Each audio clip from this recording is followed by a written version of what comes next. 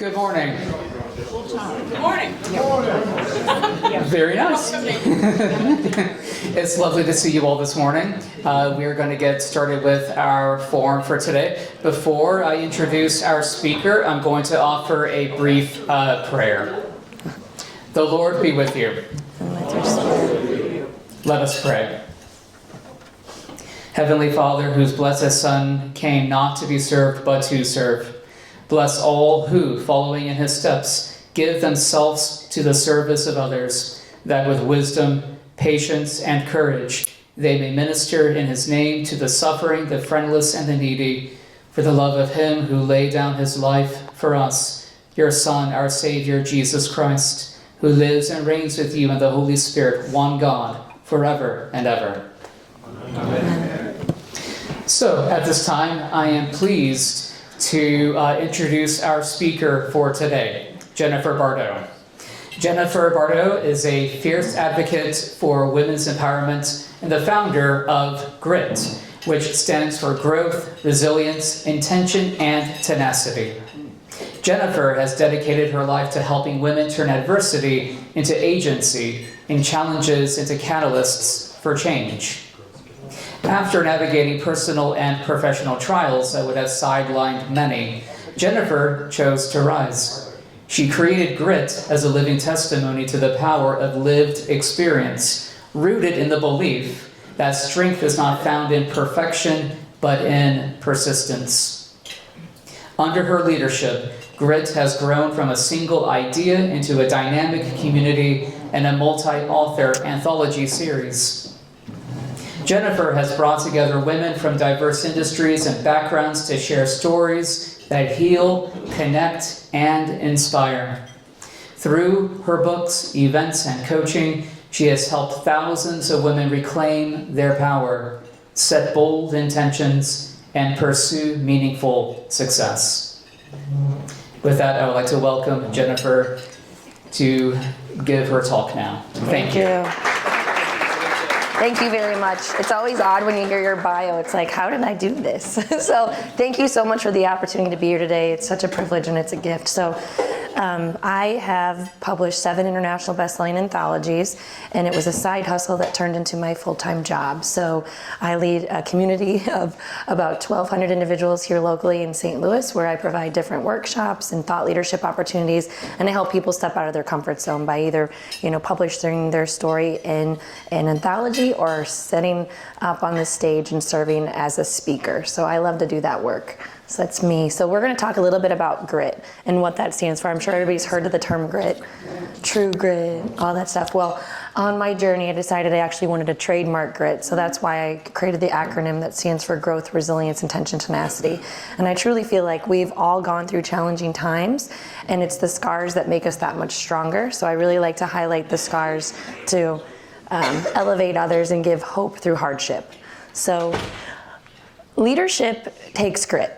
And you don't have to have a title or a designation to have grit.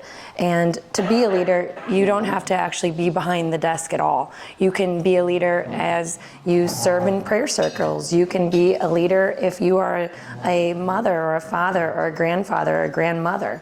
There's tons of ways to lead, but you have to lead with grit because there's always going to be hard challenges in life. So these are different pictures I like to put in here to show, leadership in different capacities. It's because some think that leaders are the CEOs or the CFOs or the COOs of the world, but we're all leaders. And once we're able to be vulnerable and share our hard stories with others, that's how we can truly make a significant impact. So, like I said, as a leader, you can be a sister, an educator, a caregiver, a volunteer, a community advocate. And just by leading by example, that infuses hope through those hardships, because we never really know what's going on behind closed doors with those that are really needing our support and our leadership skills. Sure? Didn't you add friend to that? Oh, 100%. Yeah. Friend, mentor, volunteer, peer, all of that. So on my leadership journey, it looks very different.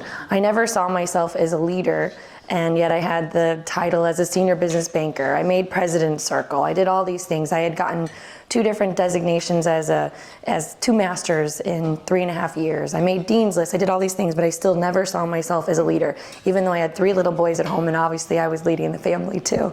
But what it took was a little bit of introspection.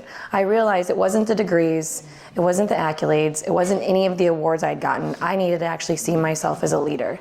And my journey actually started when I was in the 3rd grade. So my hardship was I was diagnosed with a disability, and they told my parents that I was never going to graduate from high school because it was so profound, because I couldn't read and I couldn't comprehend anything. And this is back in like 1993, when the special school district really didn't understand what was going on with my brain. So they just coded it as a learning disability. Well, it turns out I actually had dyslexia and ADHD. So I couldn't sit still and I couldn't figure out how to read. So I really had to push myself hard. So that's my story of why I see grit as being very important, because if I wasn't that resilient child or that stubborn girl that was going to figure it out, I don't know where I would have been or what I've become. But because I had such shame because of my disability, now I like to highlight others who have gone through challenging times to see the scars as gifts. So this is a little picture story. So that's me in the 3rd grade when I was diagnosed with a disability. I was just this beaming kid. You know, life was just, I took it and I just loved everything. I was in all types of sports and activities, but school was not my thing. I struggled, but I had so many friends, right? I could socialize, and I was on homecoming court and all the things, but school and trying to learn was always very difficult. So my mom put me through private tutoring, and she was like, Jen, no, we're gonna get you to graduate from high school, which I did. And then I got my bachelor's degree, and I went on and got 2 master's degrees. But that's my mom. That was when I graduated with my master's degrees on Dean's List, a semester early. And I had them both paid for by the school that I went to, Missouri State. So she was my backbone until I could actually figure out how to have my own backbone. And then those are my 3 boys. They're much older now. Now they're 14, 11, and 8, and my oldest is actually going over to MICDS. So, but leadership shows up in a variety of ways. And if I would have never seen myself as a leader, I wouldn't be here today. I wouldn't have led 7 anthologies. I wouldn't be leading an association that helps others grow and empower themselves. So we're all leaders, but we have to really do that intrinsic work to see ourselves as leaders. So the turning point for me was actually during COVID, and that's when I said I took my side hustle to a full-time job. I was working at Enterprise and Bank and Trust, and I was working 60 hours a week as a senior business banker. I had 3 little kids at home learning how to read virtually on COVID, and that'd be my middle, so he's the typical wild child. So he was the one where he would literally take a screenshot of himself to say that he was in the classroom, but he was out doing things, you know? Yeah. And I was sitting there thinking, I'm supporting all these leaders in our community, and they're going through such challenging times. What's something that I could do in my wheelhouse to create hope from hardship? So the first anthology I published was called Owning Your Grit, and I pulled together 40 women from the St. Louis and surrounding area, and we shared our hard stories to create hope from hardship, because there's so many people that are going through challenging times, but they don't have the courage to talk about what they're actually going through. So it was essentially just a passion project, and it ended up being an international bestseller in 8 countries and picked up by Target and Walmart and Barnes and Noble, and obviously on Amazon and Kindle. But it was something that I never thought I could do, and I just set my mind to it, and I did it. But I had taken this course through Focus St. Louis here in St. Louis, and it was a women in leadership course. So I was surrounded by incredible women in this community, and just gave me the courage to step out of my comfort zone to lead other leaders.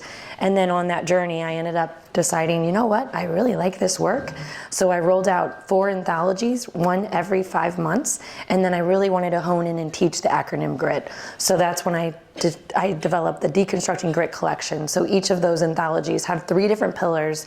So growth is talking about when we're goal setting, and then once we actually, take the action plan, and then once we have the liberation, we've hit our goal, but we have to keep making new goals to go to the next levels. But I really wanted to teach grit because I saw that there was such a need, because the Surgeon General had published a statistic saying that loneliness was actually killing more people than cancer, which was just devastating. So my hope was it would alleviate some loneliness if you were to read these stories, step into the lives of these authors and see, hey, they've gone through hard things and there's a way out.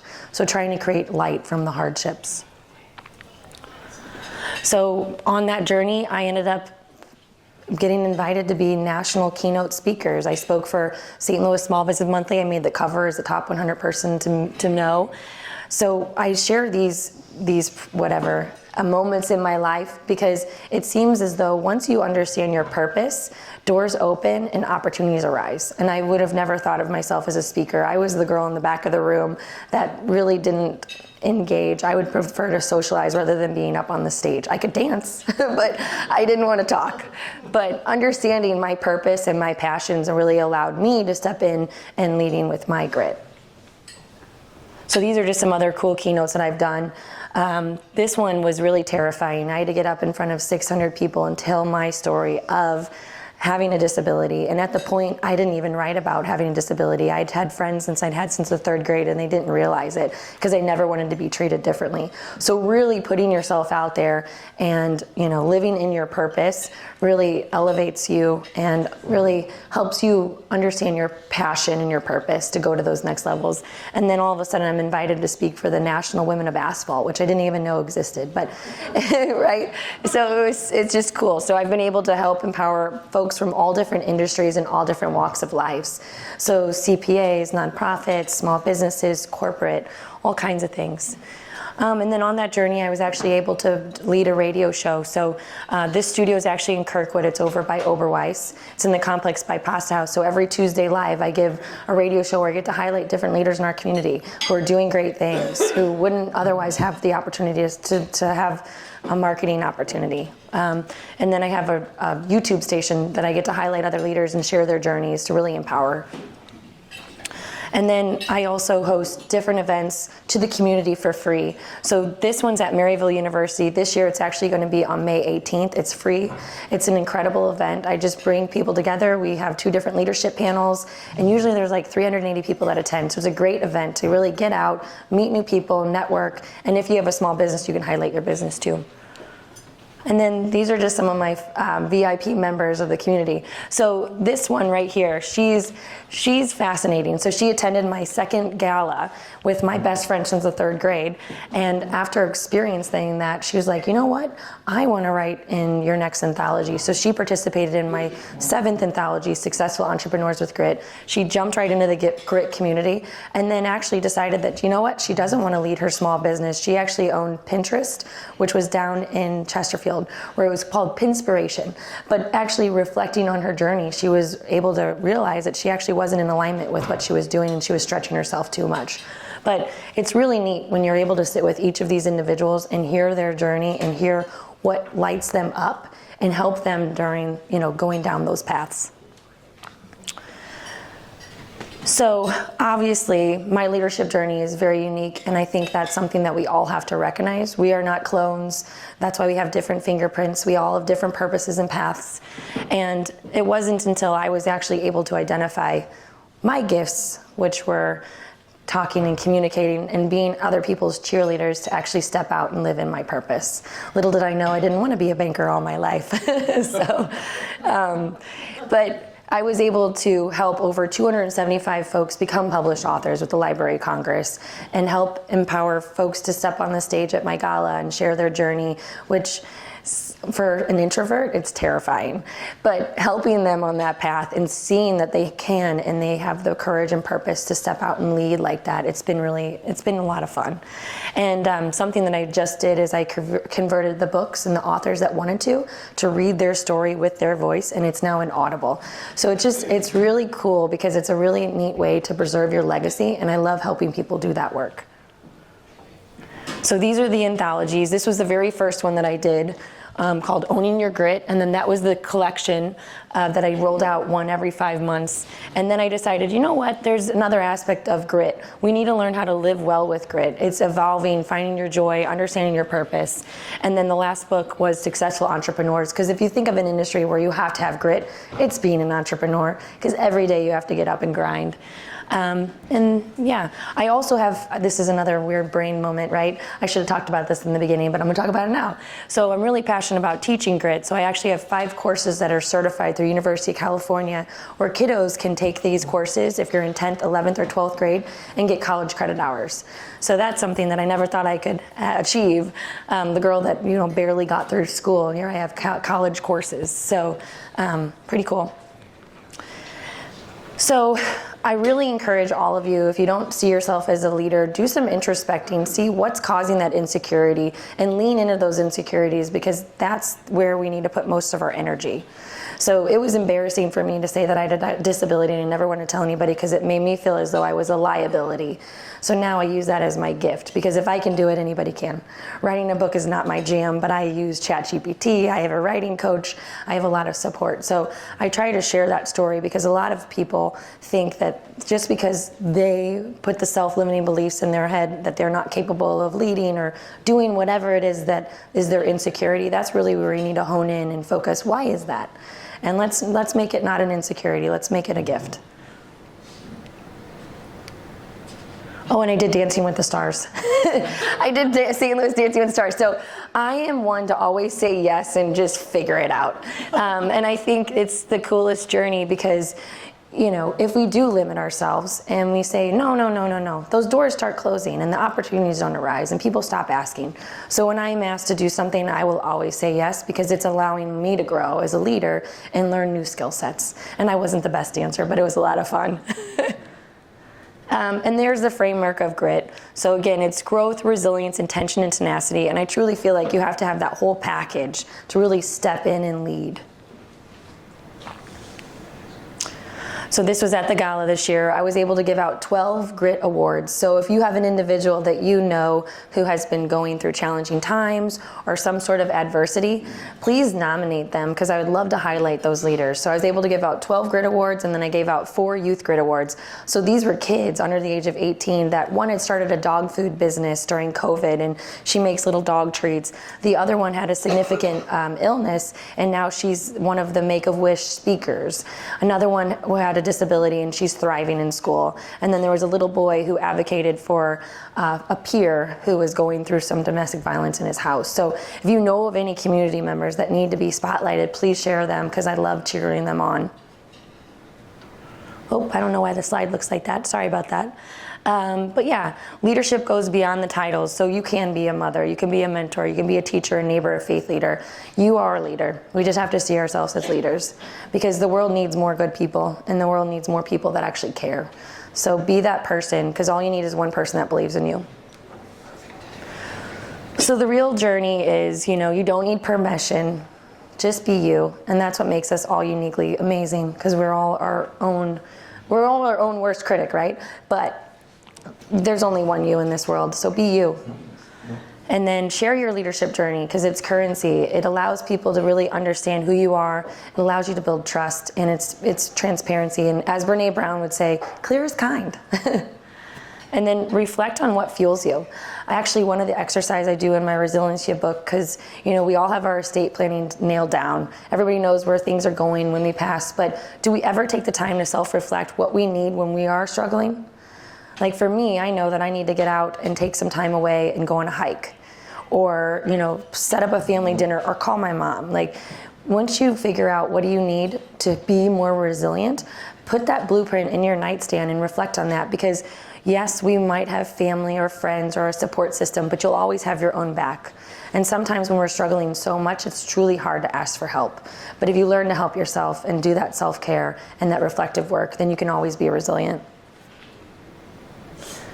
And these are just some of the other incredible women that I've been able to highlight. She's the CEO of the Girl Scouts. I love helping our youth, you know, and it seems right now in this day of technology, we need resilience more than ever. So reflection moment. Can you think as I'm talking, have each of you had a challenging time where you've had to harness your grit? Can you put your hands up if you have? Yeah. Now, did you have the courage to share those stories with someone that you've trusted? It's vulnerable, it's hard. I know the first time I published my first book, I was like, oh my gosh, what are people gonna think, you know? But you don't know who needs to read those stories, so. But leadership is strength, and it takes courage to lead. It takes courage to live out your purpose. It takes courage to speak up and be transparent. So my closing is, you don't have to have a title to be a leader. You can be a leader in any aspect of your life at any age. I actually think my 8-year-old is a terrific leader. But it doesn't take a title. it just takes responsibility in being you and owning who you are and being kind and empathetic and there for someone who needs you. So real leadership obviously isn't behind the desk. It's about how you decide to live out your life. And that's it. So that's the first book. These are the pillars. So this is when I first decided, I put shoes on the covers of all the books because I feel as though it's a gift to walk in the lives of these authors. So these are the shoes that I feel like represent the words. So I'll go through the slides real quick so you can see them. But my chapter was called Fight for You. So my journey was about how I got accepted to the interview of grad school. And at the time I had a small business at the Lake of the Ozarks that I was leading. It was a commercial and residential cleaning company. So I took time off of my small business. I drove up, I went to the interview. I show up and they've already been interviewing everybody for 2 hours. Well, I looked at my email to make sure that wasn't my goof up. And the interim secretary had given me the wrong start time. So there was 2 things I could have done in that moment. I could have turned back from Springfield and drove back to the lake and said, okay, I'll apply again next year. Or I could go to where the professors were interviewing those folks and tell them that I needed an interview because I was giving the wrong start time. That's what I did.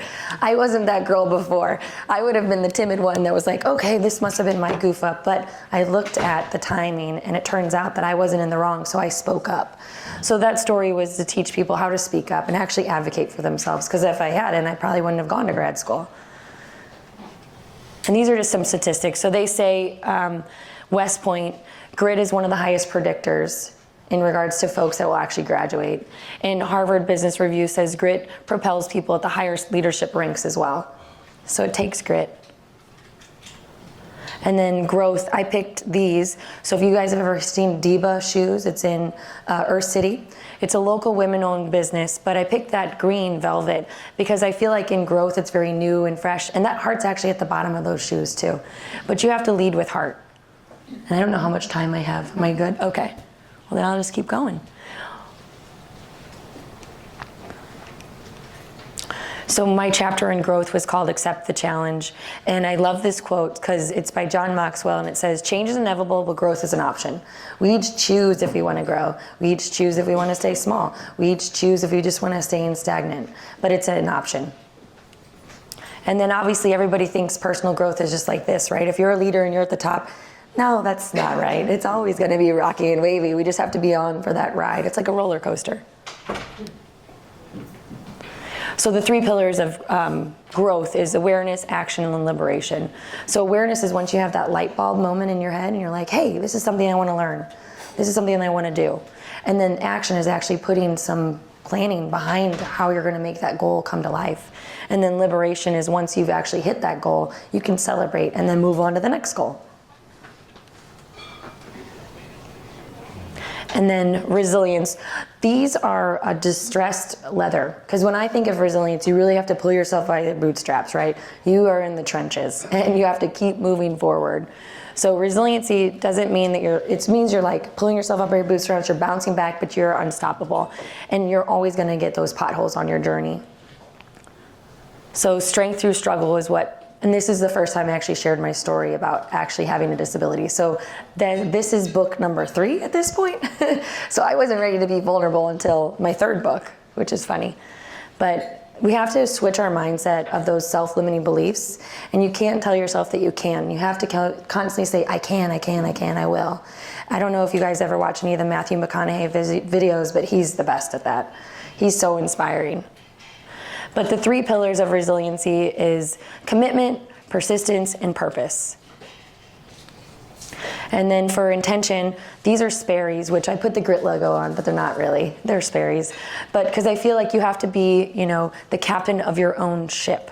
You have to really listen to your internal compass to understand how you're going to be living out with intention and then build it backwards. So where's your end goal? And then figure out what are the right steps to get you on that journey.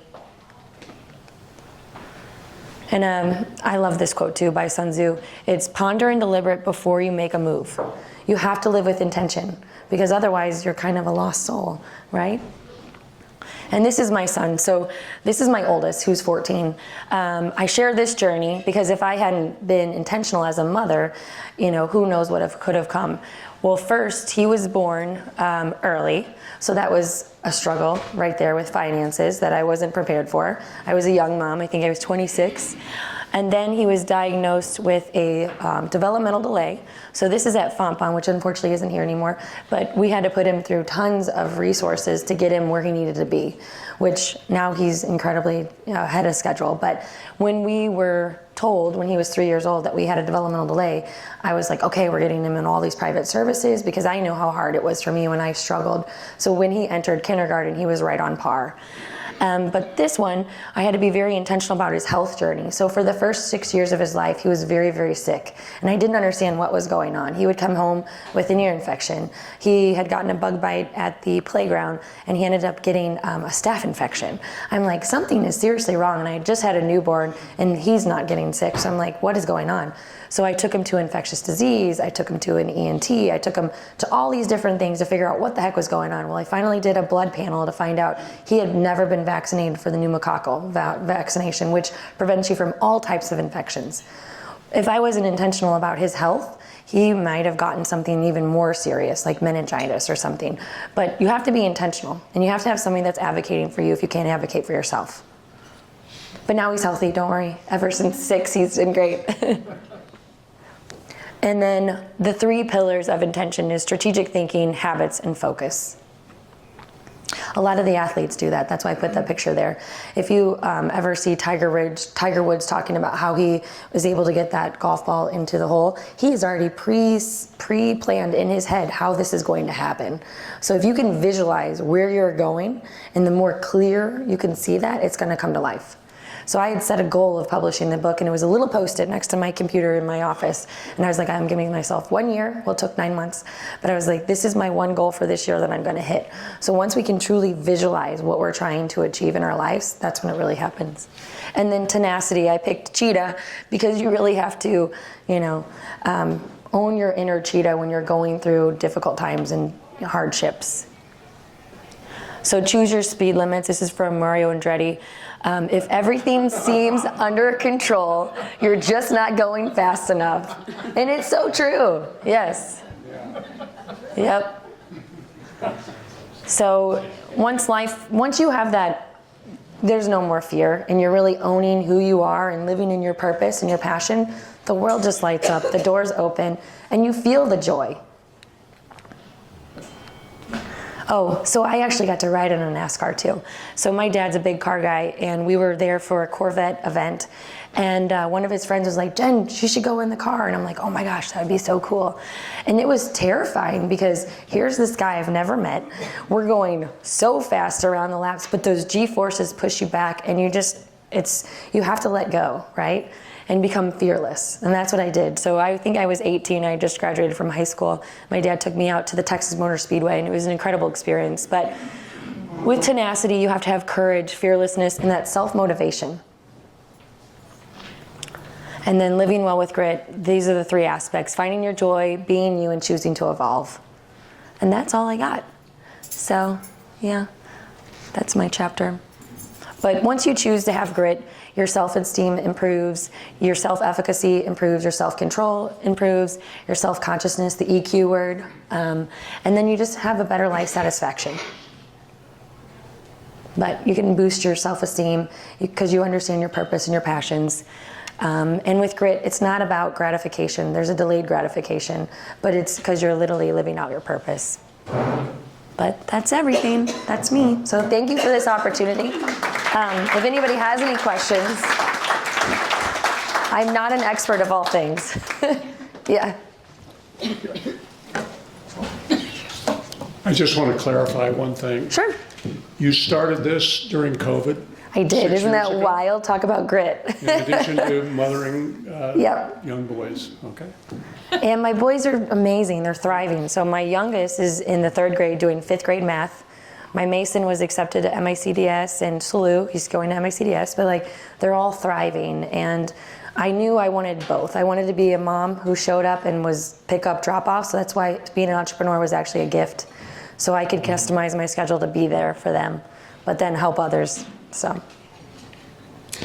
I love that this is, first of all, thank you. I love that this is focused on women, but I've seen a few men scattered through there. Yep. And I'm just curious if how many of your stories come, or if any, come from men, and so how much you focus on men and also children, because I think this is a lesson for a lot of kids. Yep, it's evolved. So when I first had my first book, I was heart set on only supporting women because there was a statistic published by Forbes during COVID, and it said the majority of jobs that were being relinquished were held by women because we are naturally the caretakers, and it is hard to lead our house, and our businesses are our roles. So essentially, I wanted to create this concept of support and communication for women. But as I was on that journey and watching my boys, I realized that boys and men need this too, and there are such things as males champions.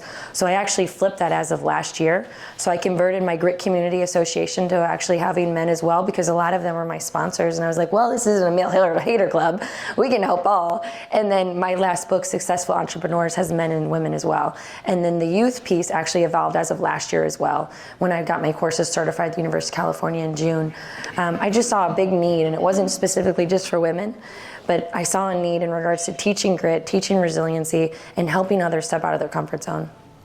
Just one other quick, what's your next book going to be? So what I realized is I hadn't talked about the mental aspect. So this summer, I'm going to be launching Mental Fortitude, because we do have our own intrinsic self-limiting beliefs. But once we're able to unlock that and understand that whatever we set our mind to, we're capable. So that'll be the next anthology, and that has both men and women as well. So, yeah.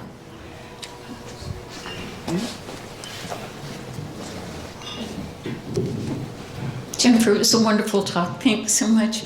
Tell us again, where do you get your books? I mean, where can we get your books? Yeah, so they're all on Amazon, and they're actually in Barnes & Noble as well. So, and then some of them, just depending on, they're all international bestsellers, so the big box stores has picked them up, but they're not actually in the store. I wish I could say they're in Target, but they're online at Target too. So, but if you just Google Jennifer Bardot Grit, it should pop right up. Well, leaders need followers. Mm-hmm. What's it take to be a good follower? I think you have to realize that you don't know all things, and there's something that can be gained from anybody you have a conversation with. So for me, I have tons of people that I follow because I can learn from them. And I think you just have to continuously have that open mind, open perspective, and that's how you choose to grow. But I mean, to be a follower, that takes trust too, because you got to make sure that you're following someone that is trustworthy. So, I was just wondering why you chose to do women. Was that a specific choice, or did you do women specifically, or did you consider doing one for men? So the very first book was Owning Your Grit, and it was because there was a statistic published by Forbes where the majority of jobs that were held during COVID were relinquished because as women, generally we're the caretakers, and it was hard because I was supporting primarily women in the small businesses that I was supporting at Enterprise Bank, and to see these leaders struggling, I thought, wow, if they see themselves as leader and someone doesn't see themselves as a leader and they're struggling behind closed doors, how are they going to overcome this? How are they going to find that light at the end of the tunnel? So I published that first book just with women because of that statistic, and then seeing the leaders that I was supporting struggling so much. And I thought our community as women, we needed more hope stories from hardship because there was just so much uncertainty and so much struggle. I think there's an image, at least I grew up with it, that men were the leaders. Oh yeah. Oh my dad and my great-grandfather started a tuckpoint and masonry company here in St. Louis, been around for 92 years. And as women, that's probably another reason why I never saw myself as a leader. But my dad didn't have any boys, so I have thick skin. But I think our society has slowly evolved. But as women, I wanted to be the caretaker. I wanted to be that full-time mom. I didn't see myself leading a business. So it's interesting, but once we're able to shift and see that we are capable, that's when I made the leap, but it took a while. Any other questions? You first. Who's your literary agent? And how do you get the publishing? I mean, that's a big kind of thing. It is, and it was very scary and very intimidating. So I was in a mastermind with a local publishing house here in St. Louis, and I just kind of watched and observed because I knew it was something that I wanted to do, and I didn't know if I was capable or not, but I trusted these partners, and I've been with them ever since. So I hired them as a publishing consultant. I have a PR team that I work with out in California, and they've helped me since 2021 when I launched my first book. So yeah, I do not do all of this alone. There are plenty of partners, and with all of my businesses, I have different partners that I trust because it's just me, and there's no way I can do all of that, and I need different perspectives too. So. You brought up at the end of your presentation the term self-esteem. Mm-hmm. And that really sort of rang a bell with me because I, over the years, have been involved in training young trial lawyers. Yeah. Many of whom don't know what they don't know, but also a lot of them who have self-esteem issues, and how those get manifested is it's a day-long discussion, I suppose. But this seems like your process seems like a really, really effective way of treating self-esteem issues, because once you get used to succeeding, then things get better. And it's very well thought out, and it may be, whether it's intentional or not doesn't really matter, because if it accomplishes improving other people's lives and what they do and how they do it, then that's great. But I guess the broader question is, do you see younger people, I suppose, mostly, as having self-esteem issues, and how do you recognize those, and how do you try to snap them out of it? Yeah, so my master's degree is in counseling, and this is my way of helping people really share their intensive journal, more or less. But I think it's when the ego gets in the way, and some people become overly confident, where they do feel as though they're the experts of all things, and we should never have that mindset. And I do feel as though once we're able to see whatever insecurity is that's making us feel shameful or having self-esteem issues, that's where we really need to hone in on and figure out, what do you need and how do we give you more confidence? For me, I realized I had all these accolades, and I'm like, I still don't see myself as enough. I'm struggling with this enoughness, these insecurities. And then I realized I need to do some work intrinsically to figure out why. What else do I need? I'm enough. And I feel like the kids that need that work are those that have actually gone through hardships, or they have gone through significant challenges, and they're the kindest souls because they are empathetic and they aren't experts of all things. So that's my goal, is to teach grit to these folks, these underserved communities, these folks that aren't like everybody else. They don't fit into the box. Sometimes there's a self-esteem issue, or who knows what's going on. But yeah, that's why I highlight those individuals at my gala, because they can't be published authors just yet because they're not 18. But maybe one day they'll want to share their story in a book, and just seeing that there's an option. So, but I have seen that, and it's challenging because with social media, and I watch the things my boys are watching, I'm like, this is not okay. Those are the people with the big egos, right? So they have no problem at all stepping out of their comfort zone. But it's those young leaders that have such good hearts, but they have the insecurities, not enough to step into the courage and live out their purpose. So, yeah. But no, this was not something that I had planned out. Like I say, live with intention. I thought I was going to write one book and that was going to be it. So when I designed this logo, I'm like, well, now I'm stuck with it, so I better trademark it. So, so no, yeah. And who knows what, the next 10 years will hold. So, but I am going to be starting a chapter in Indy, which is really exciting. So I'm hoping to infuse this in more of our community nationally. We have time for maybe one more question. Okay, if there are no other questions, thank you for being here with us today.